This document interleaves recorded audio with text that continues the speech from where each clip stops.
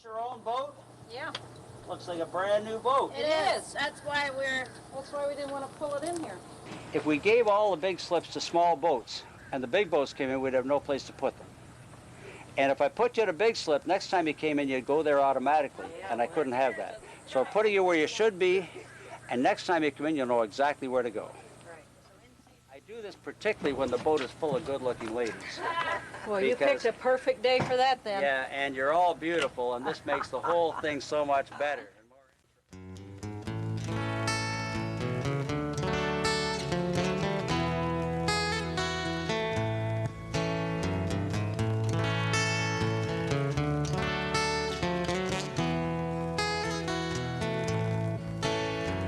Living in the sun, playing by the water, sailing in the moonlight, singing to the daughter.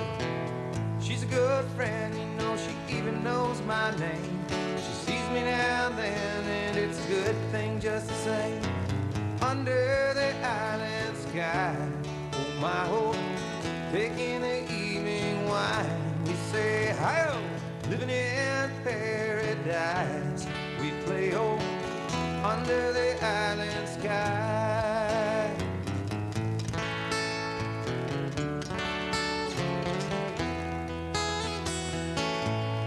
Hi, I'm Terry, Dockmaster of Cabbage Key.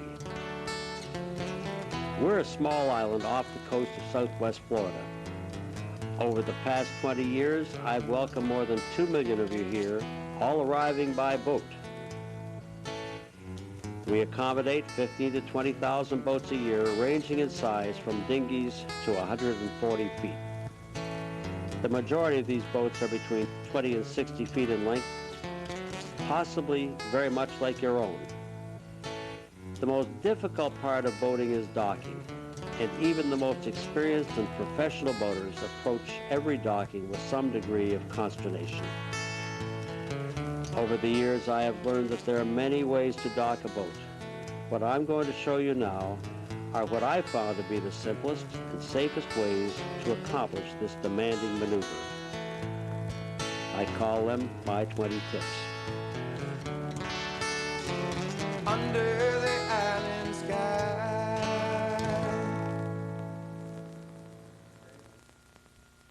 The first thing you need to do is to find a place to park your boat.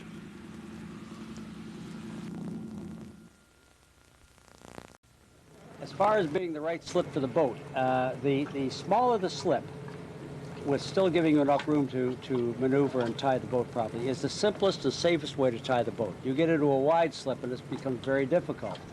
Here we can tie to that piling and this piling, like from the bow around to a side cleat, bow around to a side cleat, which we've done in other examples, and a spring, a double spring perhaps, and a line across, and that boat is tied for any kind of weather, overnight, any length of time over any tide changes. Literally speaking, the smaller the slip, the better the tie-up.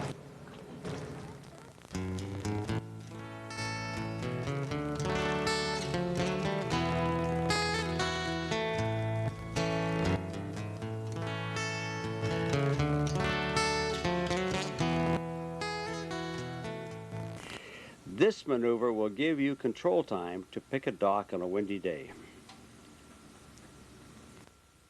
Captain Eric is going to come down here, and we have a stern-to situation here with the wind coming out of the northwest over here. He's going to turn around and put his stern to the wind and lay the boat on these pilings and warp it in. Trouble. And he's going to do this as a single-handed thing. When you have a mate on board, everything's much easier, of course.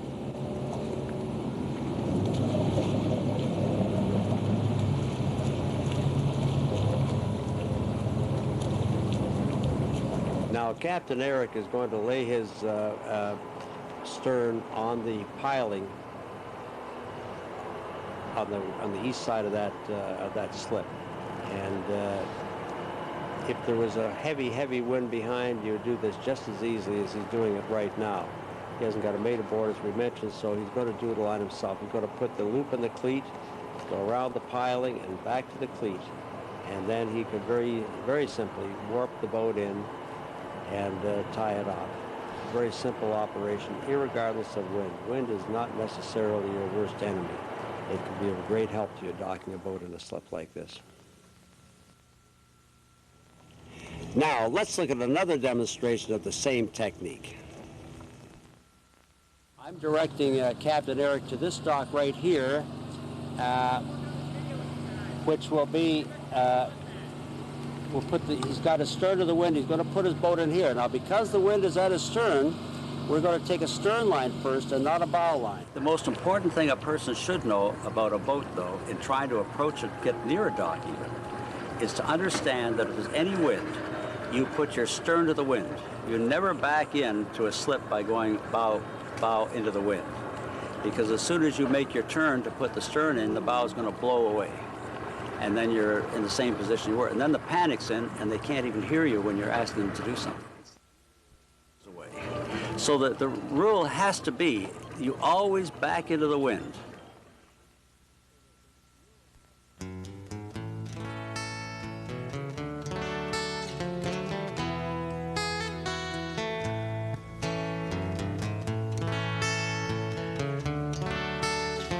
This is a maneuver required by single-prop inboard boats backing into a slip. Now, in this particular demonstration, Eric is going to work with his helm to the port side. It'll stay port for the entire operation. The throttle will be going backwards and forwards. As you go backwards, your boat begins to turn the other way because it's turned to port. And then you give it a shot of power, it blows it over to the starboard side. It's back and forth. You never change the direction of your helm. You see Eric going back and forth in this demonstration. And now he's giving a shot of forward power to drive the stern over. He's going to back the boat up now, and it's going in fine. And then he's going to give another shot of forward power to straighten up the boat. This is the only way you can satisfactorily get a single screw boat into a slip. And it's very, very simple once you master the technique. And Eric is certainly a master of that technique. He has the boat to the dock now, and he's going to begin to do a very simple tie-off, bow, and stern.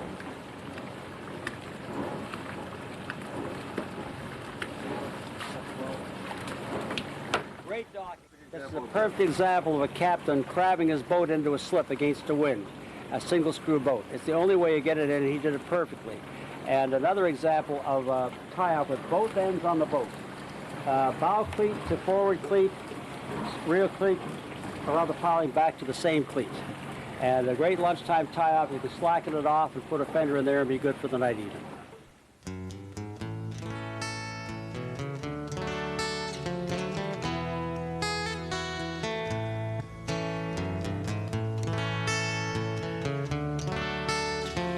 Warping allows you to place a boat into your slip under any weather conditions.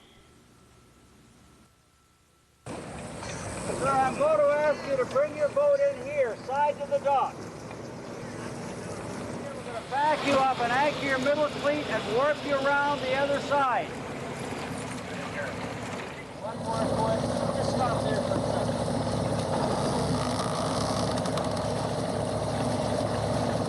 Okay, and you need to put the boat in with slow, easy reverse. First boat in of any size, and then you're warping the second one in the lead wing. I just use a loop on the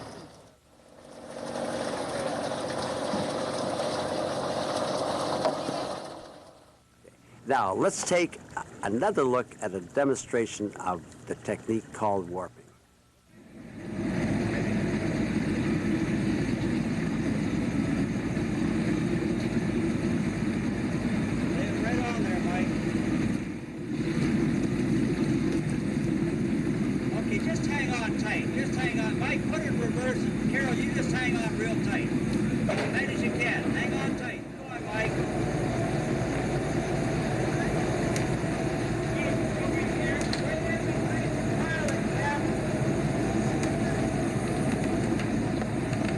Nice warp right around the piling. Arrow feet out a little bit of line. There you go, now hold it tight. A little more.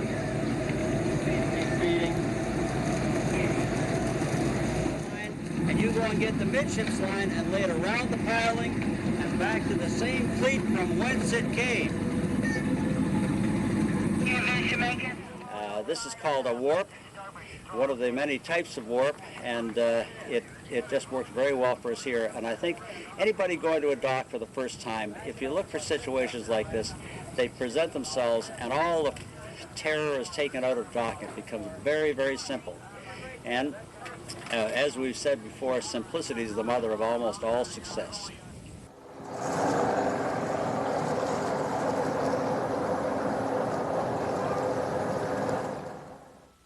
Now, let's look at another demonstration of the same technique. Put this on board. She's got it on.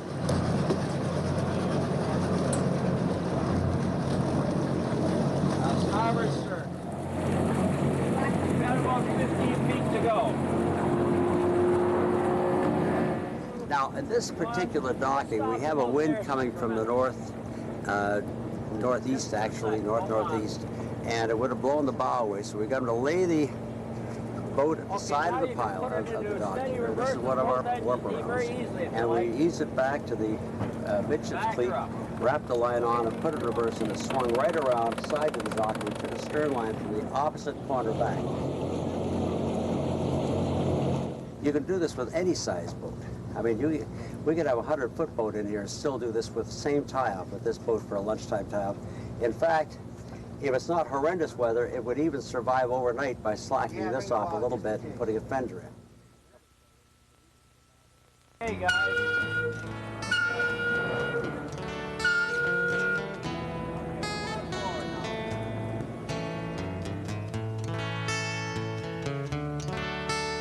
This tie-off keeps your boat straight in the slip and back from the dock.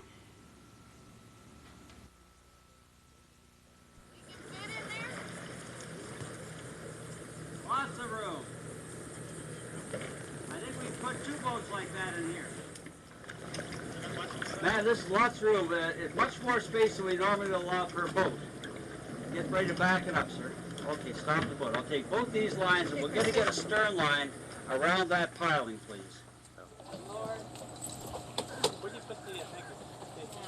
Okay, now bring it forward here up to the middle cleat. Okay. Gotcha. Tie it up there. Pull it tight and tie it. You're a marvelous woman. You gotta pull it tight though. That's what's gonna hold the boat off the dock. I'm gonna push it back a little bit. Let it go back. Pull it tight. Tie it there. If it needs any change, I'll fix it when you're gone. Okay. Thanks. When you need anything in here, you sure. Is this your own boat? Yeah. Looks like a brand new boat. It is. That's why we didn't want to pull it in here. Well, man, you gotta park it someplace. See, people are better than they think. If we gave all the big slips to small boats, and the big boats came in, we'd have no place to put them. And if I put you at a big slip, next time you came in, you'd go there automatically, and I couldn't have that. So we're putting you where you should be, and next time you come in, you'll know exactly where to go. I do this particularly when the boat is full of good-looking ladies. Well, you picked a perfect day for that then. Yeah, and you're all beautiful, and this makes the whole thing so much better and more interesting. So it's always best to have the right things on a boat, and there's no substitute on a boat this size for 3 20-foot lines and 1 25-foot line.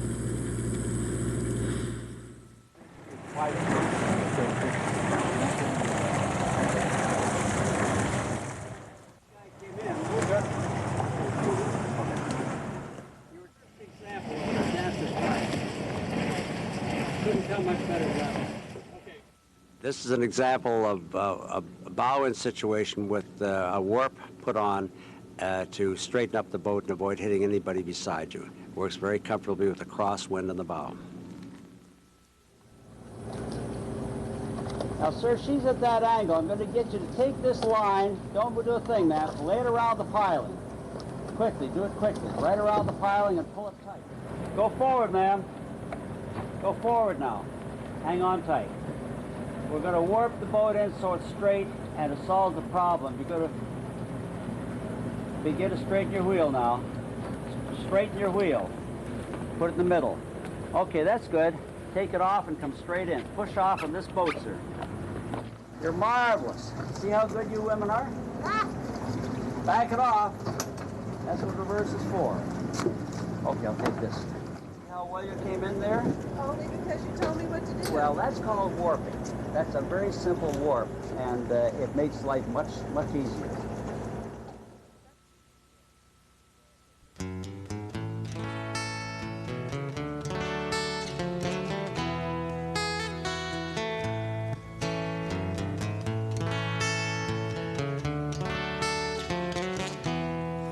In a narrow slip between two pilings, this maneuver immobilizes the boat.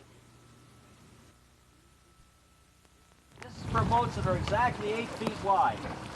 That's me. And you are. I'll put the loop on the cleat there, Cat. I'll take the loop first here.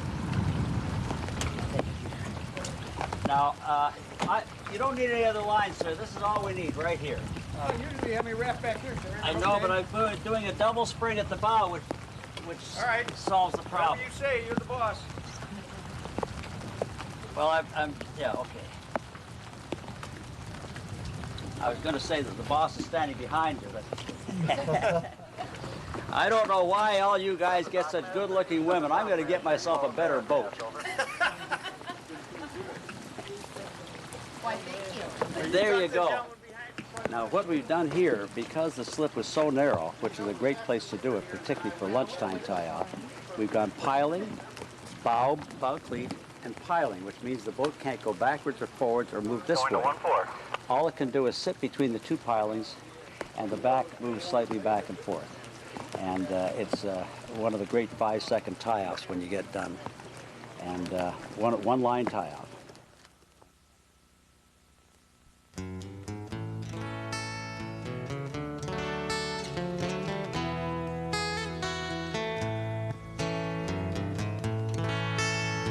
This docking technique is usually preferred in a downwind situation. Captain, how wide is your boat? 10-2. 10-2? I'm going to lay you right across the end of the dock, sir, because we've got a west wind. Okay. Right across the end, bow out. How's that, Terry? That's marvelous. We're going to put it right around the piling, heading towards the stern with the line. The other way around. And bring it back to the middle cleat now. Okay. Take it off here. Off of this one? I'm going to do it that one. Okay, you can tie that right there. Just pull it tight and tie it.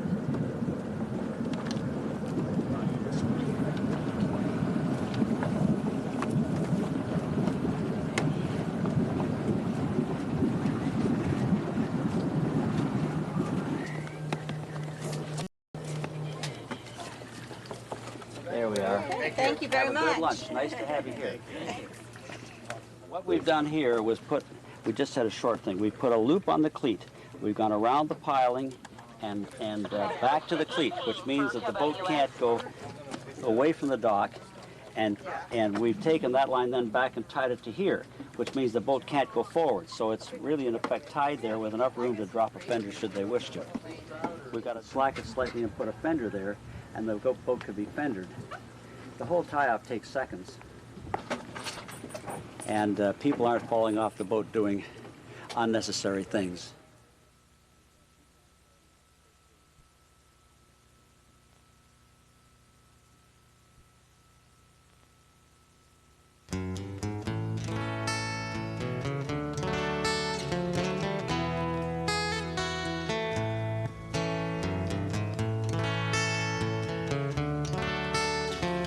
With both ends of the line on the boat, it is much easier to depart under any wind condition. As I said there, the easiest way to leave a harbor is to be able to undo the line from a cleat and pull it in. The other end will be on the boat also. The most difficult way to leave a harbor, in contrast, is to try and get a loop off a piling, particularly if there's any kind of a wind blowing. Another vital aspect of this is the safety factor. It's so much easier to undo a line from a cleat and pull a line in than it is to try and lean over a railing, try to flip a loop off a piling. This is where people fall off boats and get hurt, or more, perhaps even killed. You get a better balanced tie-off. You divide the stress, you break it up so that it goes more or less evenly along the whole length of the line, and you can grasp any part of that line and pull the boat back to the piling. You don't have to be pulling directly a line directly from the piling. It probably is easier. You can also lean over, hang onto the rail, and put your foot on the line and press down, and will also move the boat to the piling.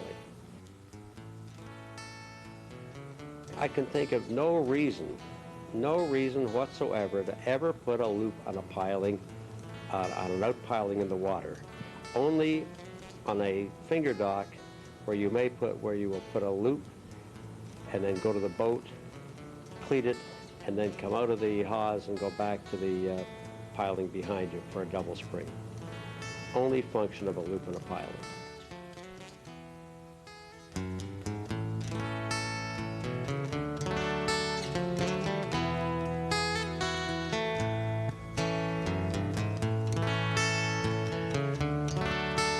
Now these next few tips I did down at Marco Island on a dock that, well, maybe just like yours at home.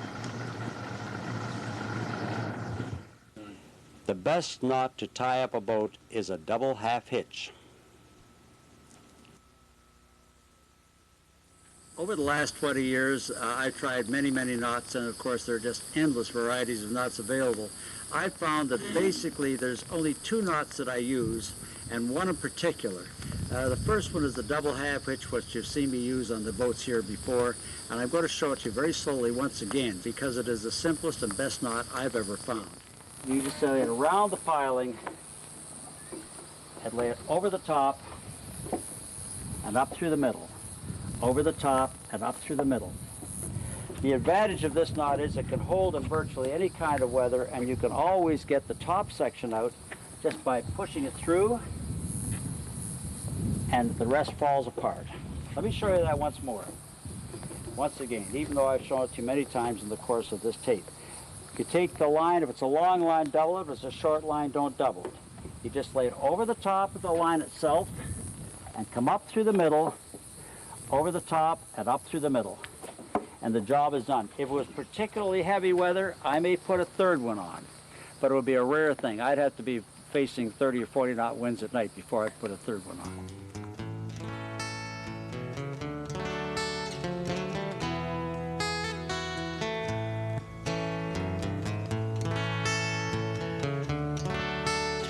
This is the knot that everyone needs to know, but very few do. The second knot that I use on occasion is a bowline, and I use it for a particular reason. Not to put a loop in a piling, because I don't believe in loops on pilings. I believe in both ends of the line on the boat, all times, except on a finger dock. But I do use it particularly for sailboats, but any boat where I have to tie maybe 2 or 3 lines on the same cleat. Otherwise, you just run out of room in the cleat to tie them. And it's very simple. I'm going to put this through the middle of this cleat, and I'll make a loop like this. And the old thing, you come up through the middle, go around the line at top, and back down through the middle, and pull it tight.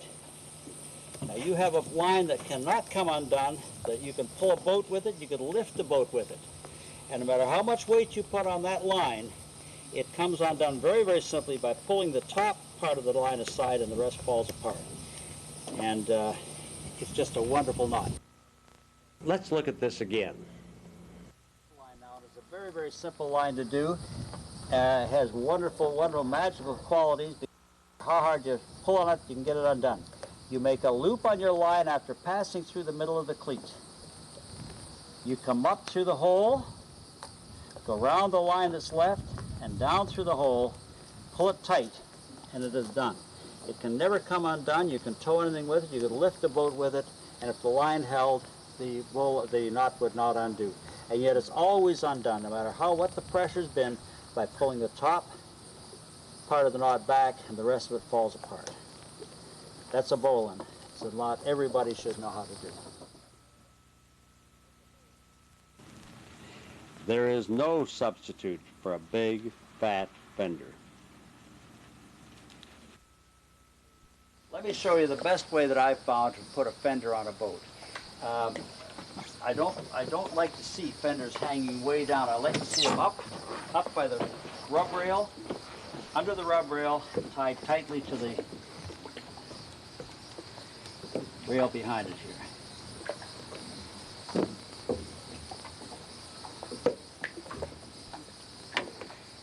It's the only time you use a clove hitch is to put a fender on.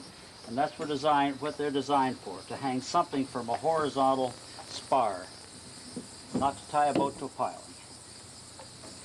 This way, it's up against the rail, and if it comes in, it can't hit the railing and roll up over the top. If it's down below, it can roll off to one side and do all kinds of problems. Here, when it's up against the rail, that can't happen. You should put fenders on any place where your boat is going to touch. A boat like this should have 2 to 3 fenders on. Two could be sufficient. And we will put another one right here. We tie this here.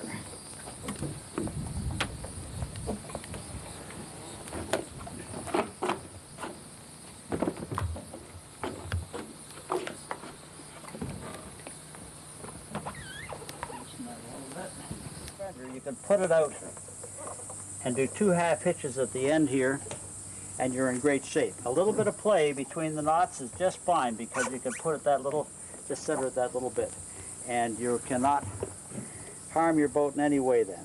Another fender up there, and you're just all set. One more thing. You cannot, there's only a couple of circumstances, usually involving a sailboat, where you hang a fender straight down. You can do it on the Great Lakes, perhaps, where there's no tide. But you must understand that your fender must be horizontal to the water and have lines at both ends, so that it's tied on horizontal to the water and in front of a piling. Otherwise, your boat will not be protected by the fender and do severe damage to it in heavy weather. The ability to throw a line makes for easier and safer tie-ups.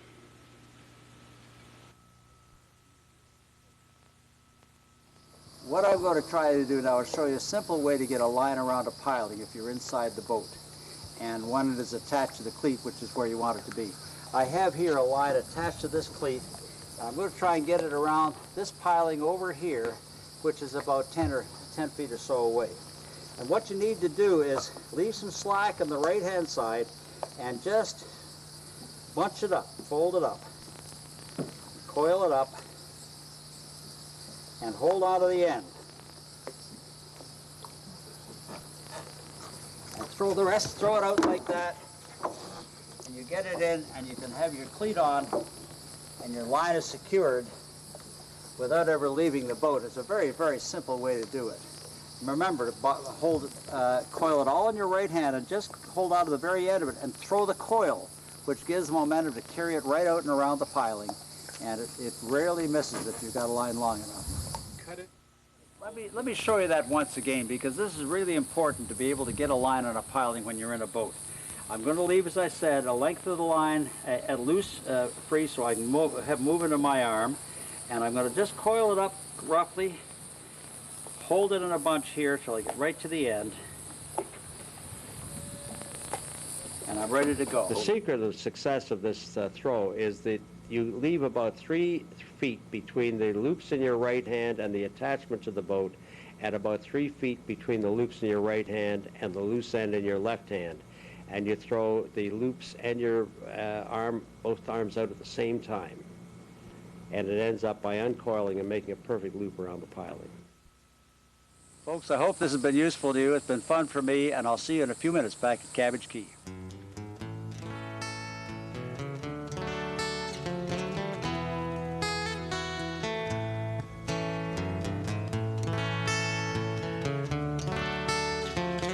This tie-off is the simplest, fastest, and safest approach for a lunchtime situation.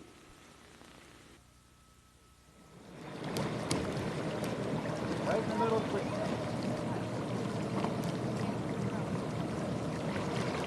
You're on camera, Mom. Okay.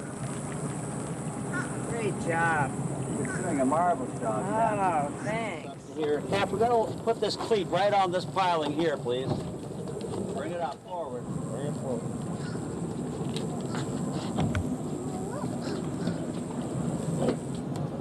That's good right here. You're marvelous, man. Okay. And we've just anchored the midships, and it's like having a foot nailed to the floor. You can go anywhere. We're just making sure it doesn't go that way. Very good. You just lay with the end of it over the top of the Yeah. line and pull it up through the middle. Over the top and up through the middle. Simplest of all knots. And it just And the tightens beauty of all it the is, time. under any pressure, it'll undo you. You take the top one out, and the whole thing just falls apart. Yep. It's a simple knot, and you get this wraparound stuff. We call it wrapophobia, and generally indicates an insufficient time with a security blanket as a child growing up. There we are. Now, I expect you could do that without my help anytime from now on. Oh, yes, sir.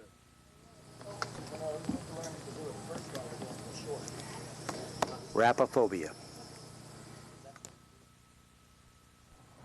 Okay, now let's take a look at another demonstration of side-to docking that we did down at Marco Island. I'm going to put you right here, sir. I need one line on the starboard midships and one line on the port stern, loops on the cleats. Perfect.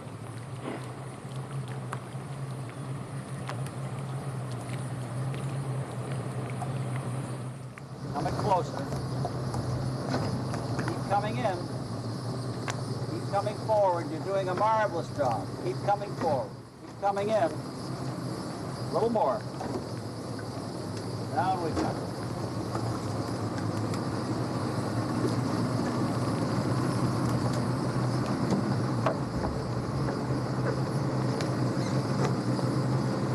Wonderfully done. I'll take that other line, sir. Thank you very much.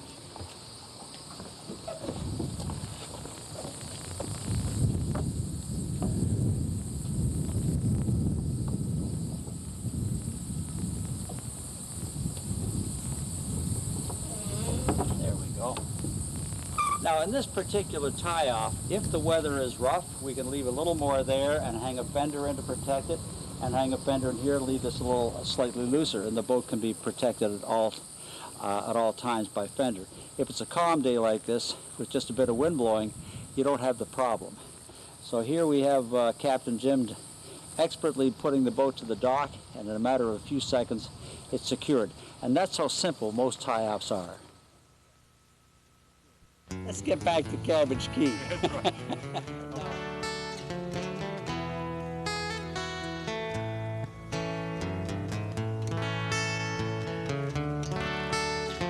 This tie-off is the simplest, fastest, and safest approach for a nighttime situation.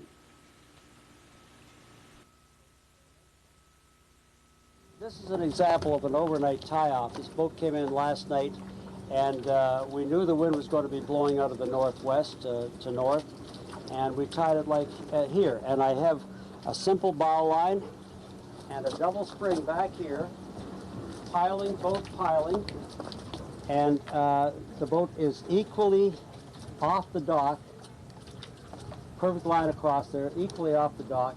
It rides very well, and of course we put it this way because the breeze in the summer weather would make the so much cooler in the cockpit of the boat for sitting out. And fender on each piling, and the whole thing was done. And it took us very, very little time to do this. It's a simple job, but it's just the best way to do it that I know. Very good. Okay, let's look at a demonstration of an overnight side-to docking that we did down on Marco Island. Because we have a wind blowing this way, our stern is to the wind. Where the boat is easily controlled, and you will not have the boat blow away under any circumstance. It's just going to be a piece of cake. You notice how the stern of the boat is so easily handled in a wind like this? If the bow is to the wind, it will be blowing away. Very good. Keep coming forward, sir. Turn the wheel a bit to the left. And I'm going to take that line from you, please. Loop first.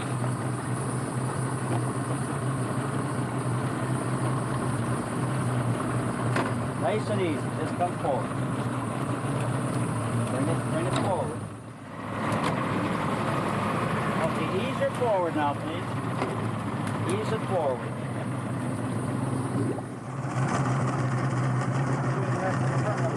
The overnight dock, so there's no possibility of any slippage.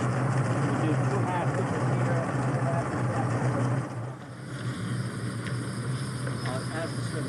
from that seat right up there, if you will.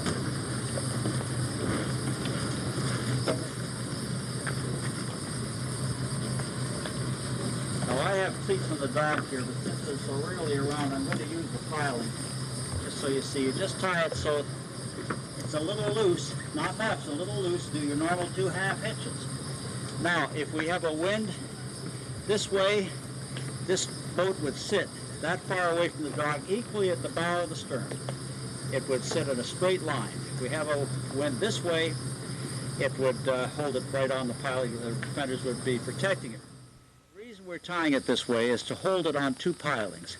We can't go backwards or forwards the way it's tied right there. We can get lots of scope there to go up and down. We're in a straight line on the dock here, bow of the stern. And as long as the boat is on 2 pilings, there's no way it can go under a dock. If one is on one piling and the other's on the other piling and it can't go back or forward past that, it cannot sink by going under the dock, which is why most boats sink. So, very simple tie-up, very fast. It's a matter of seconds and the whole thing's over. And securely done. There are other ways to do it, but this is the fastest, the way that I know of.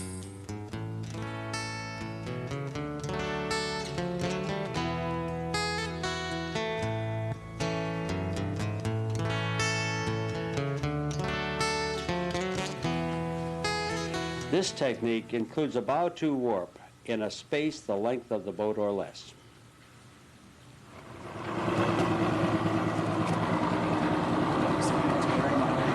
I'm going to get you turn your wheel to the right and go forward. Yeah, I'm just kind of bumping it over. Don't worry about it. Just turn the wheel to the right and go forward. Going.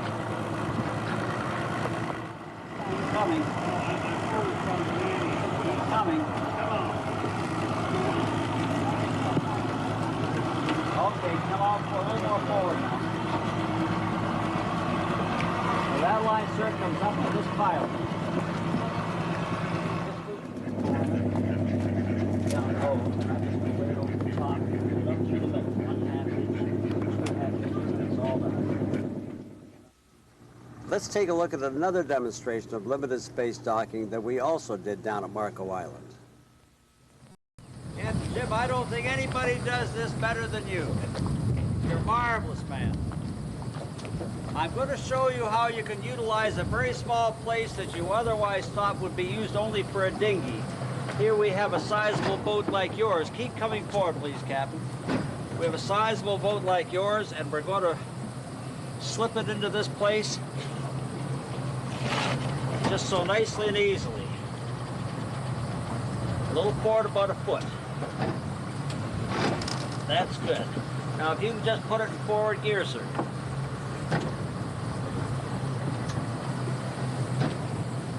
Perfect. Just warp it right around here. And I'm going to ask you for about a 20-foot line if you have one handy. Thank you very much, Captain. Okay, now I'm going to do a simple traditional tie-off here. Piling, boat piling.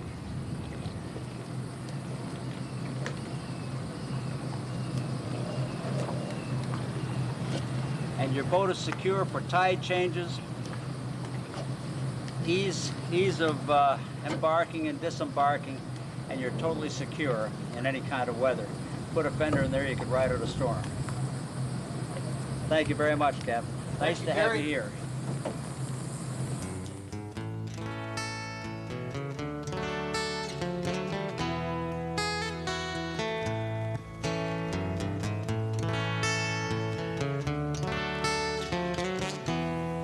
In this situation, a stern line first is essential because of a following wind. Cabbage key, come on, Terry. Yeah, Captain Mike, it's good to see you. Are you coming in for lunch? Come back? That's a Roger. We'll be there in a couple of minutes. Okay, I'm going to ask you to please have a line on the starboard midships, loop on the cleat, and on the starboard stern, loop in the cleat. And I'll be taking the stern line first, please, because the stern is to the wind. Roger that, Terry. We'll see you in a couple minutes. Florida standing by, 1-1. Thank you, Captain. Now, what we're doing here, the reason we're taking a stern line first is because the wind is coming this way. And the worst thing you can ever do is put your bow to the wind and try to park a boat. You need to have your stern there, and you need to take the windward line first. This prevents the boat from blowing away. If you do this, everything becomes very simple. And the stern, the windward line, must be the first line on the piling. That way you're secure right from the get-go. Just another day in paradise. Another whole hummer, that's what it is. Carol, I'm just going to take that line from you first, please.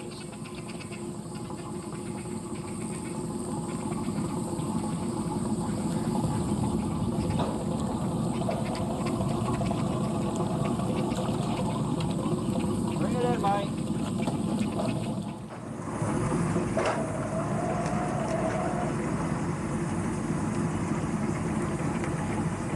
Carol.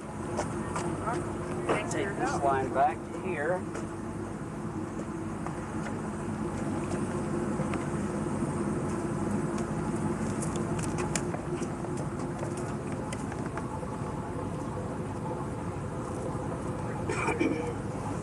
What I've done here, of course, as always, go from the cleat around the piling and back to the same cleat or a different cleat to avoid tying on the piling, and certainly avoid a clove hitch. We don't use them in the island at all.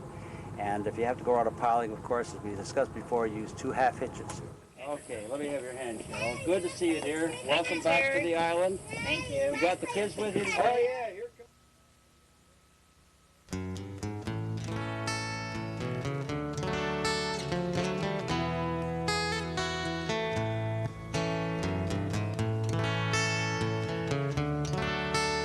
If you are the captain of a boat, you must be able to dock your boat alone under any condition. No, this is docking alone in a heavy wind. We theoretically have a wind of 35 knots or 30 knots blowing out of the east, which is over here, blowing from east to west, which makes it impossible to put a bow anywhere but downwind. So he's going to lay this boat on here, and he's going to try to give himself, we have to assume that there's a boat in this slip. So what he's going to try to do is get down there fast enough. That's good, Mike. Get down there fast enough without damaging the boat beside it, to get a line on the boat and around the piling and back to the boat. And his boat, he would just be getting that line on now in time with a good wind blowing. He would be hanging on tight. A little tighter than that. That's good. Now he's got the boat stabilized. It can't go anywhere. It can't disappear on him.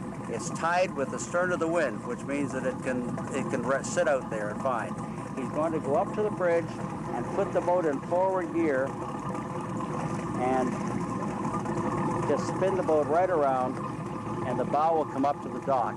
And he will be able to tie his bow line on with ease, and it will. He doesn't have to rush down and do it. He's going to leave the boat in gear, so the pressure will keep the boat on there.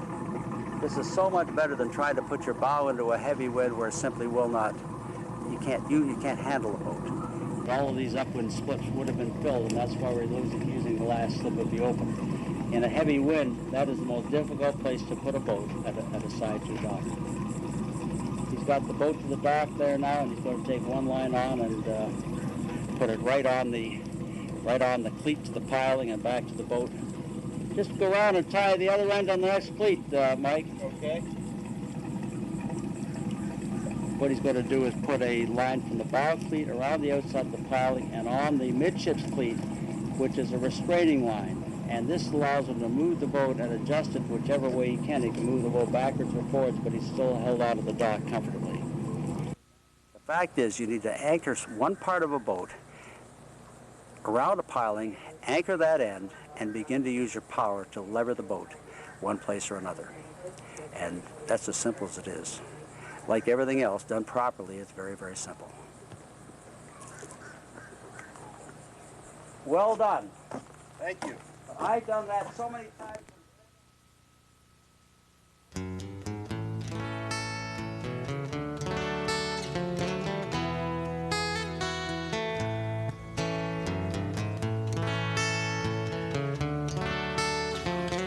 This is primarily a lunchtime tie-off that is simple, fast, and safe. Lines on the port side, midships and stern.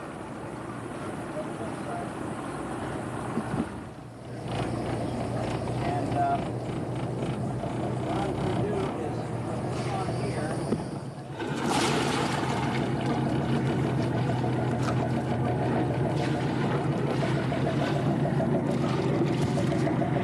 Okay, now we need to get this line up in the center here, sir. We need to go this way, around the pile. Just walk up with it, sir. Leave a little slack in it. Pretty simple to tie a 30 or 40,000 pound boat, and you do it in a matter of seconds. If she had done that once before, it would have been instant. The whole boat would have been tied within 15 seconds, and sufficient for an overnight dockage. Now let's take a look at another example of this type of tie-off.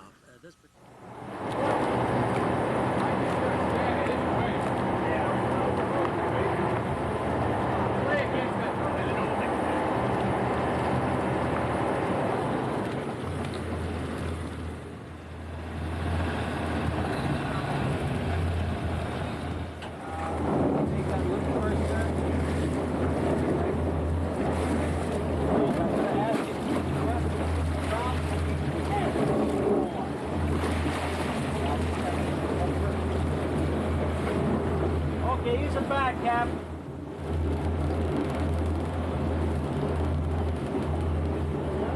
Now we need a line on this the cleat right there, sir, around the piling and back. Or bring it down to this cleat right here. Loop on the cleat. By George, you've got it. Now pull it in, sir, if you can. Pull it in close. Keep pulling. I'll pull a little bit here too. This thing only weighs 5 tons. I know, and look at those. Look at the muscles ripple. My goodness. I'm gonna do it. Keep it coming, sir.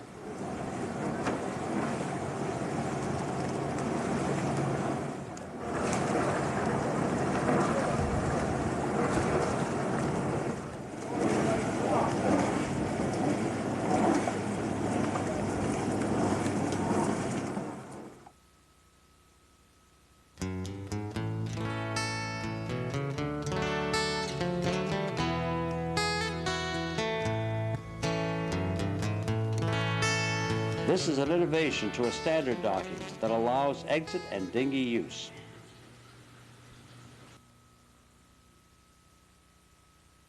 I'm going to back you in right here, sir. I changed what I was talking. I'm going to request the lines on the port side, midships and stern. Port side, bow, stern, and... Very good. All right. Looks like we're in business.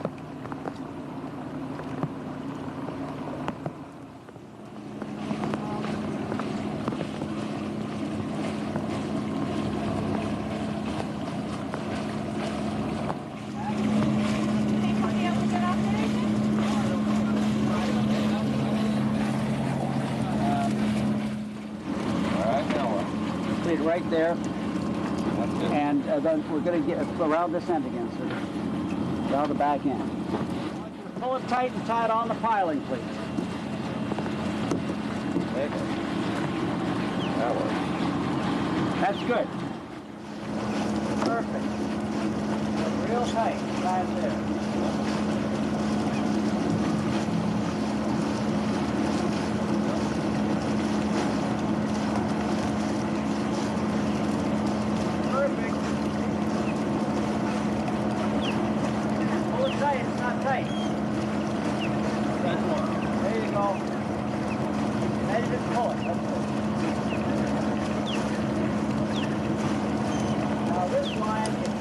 Give me the end of it.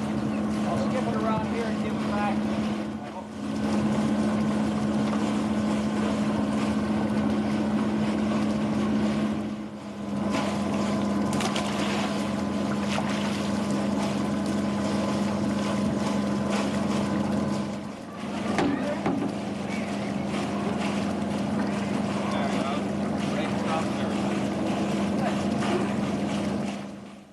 Particular boat came in for overnight, but I have never tied a boat up like this before. This is the first, and the reason it happened was because of the dinghy hanging over the side and that they were going to use it.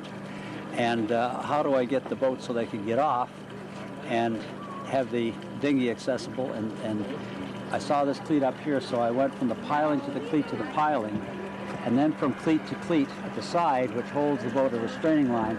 This was a double spring, and this is free and clear. I may do it more often now. And another line went over there to hold the boat off here, and another went on the bow, from the bow to the midships to hold it so it's in the middle. And the boat is not touching anywhere. You have no need for fendering or any other tie-offs. And it's very simple, but I had never even thought of this with these dinghies on before, and I'm glad it came up.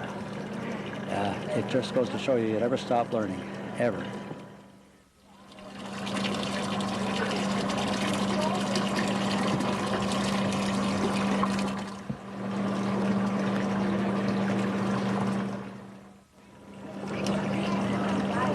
That's it, yeah.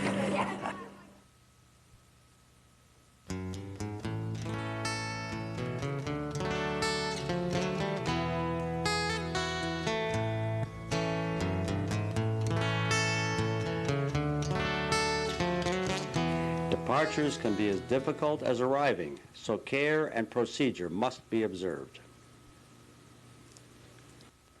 Folks, at this point I'd like to introduce you to Eric Osking of Essex Marine Incorporated, who is going to demonstrate with his very great skills 2 or 3 different ways to depart from a dock in particularly windy conditions. The first thing we're going to do is just give you a little explanation with the wind. The wind is coming from the northeast today, and Eric will be going bow slightly off to his port bow. So this will help him get away going on a bow out departure. He's going to go out and clear the pilings. The wind is going to catch his bow a little bit and help him around, and he will go down. If he's heading the other way, of course, it's a little different. You've got to go a little further and get your bow a chance to get blown over and not into the boats that are parked in beside you. Okay, whenever you're ready.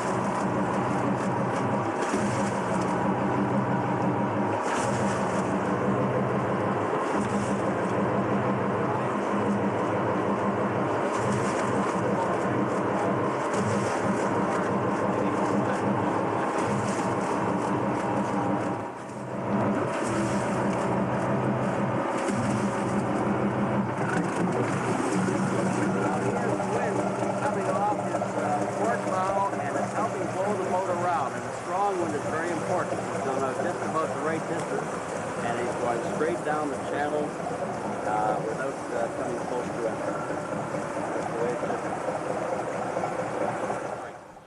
What we're going to do now is demonstrate a departure with a back out situation into a wind. And this is important that if the wind is blowing heavily, you probably should have put your boat in bow first to begin with, and you back out into the wind. You can control your boat into the wind, stern of the wind, much more easily than you have any chance of controlling your boat with the bow to the wind.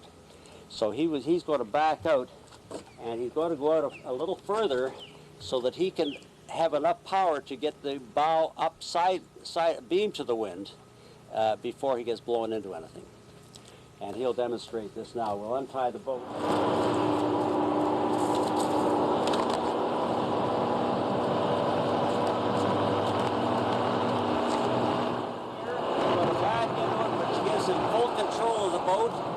And he can sit there for 5 minutes if he had to, or an hour if he had to wait for other boats to clear. He's going to go back a little further because in a heavy wind, he may have trouble getting his bow around. So he's going to now give it power and turn the boat and go down. It's easy when it's calm, not so easy when it's blowing hard.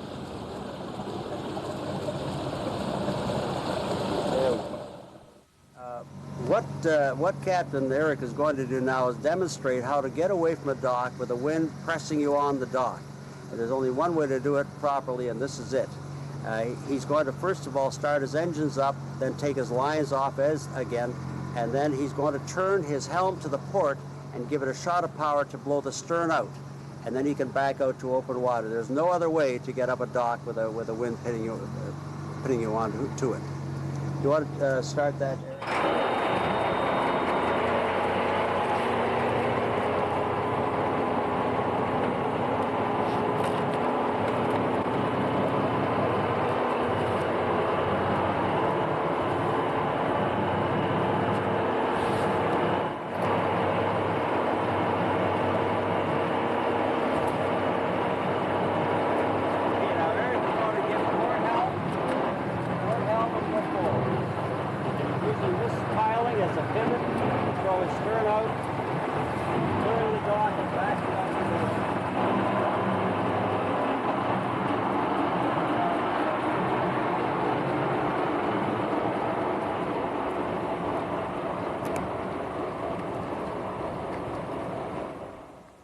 Eric has just demonstrated a perfect way of getting away from the dock with the wind pinning you on the dock. You give yourself port helm, bow on a piling, it kicks the stern out using the bow as a focal point, and then you back out to open water. There's no other way to do it, actually.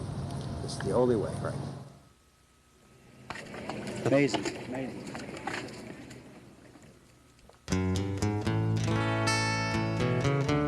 I hope you'll find my tips to be of some help to you, and I look forward to seeing you soon here at Cabbage Key.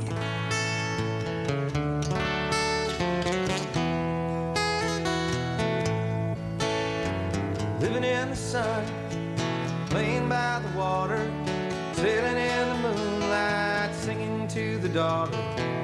She's a good friend, you know, she even knows my name. She sees me now and then, and it's a good thing just the same. Under the island sky, oh my oh, taking the evening wine, we say hi-oh, living in paradise. We play oh, under the island sky.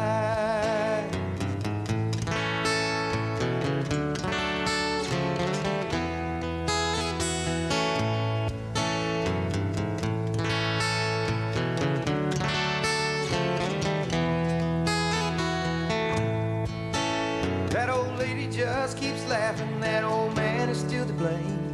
Gulf breeze is softly blowing, moonlight sparkling, and now aren't you glad you came? I know that you'll be back, and it's a good thing just the same. Under the island sky, oh my oh, taking the evening wine, we say hi-oh, living in paradise. We play oh, under the island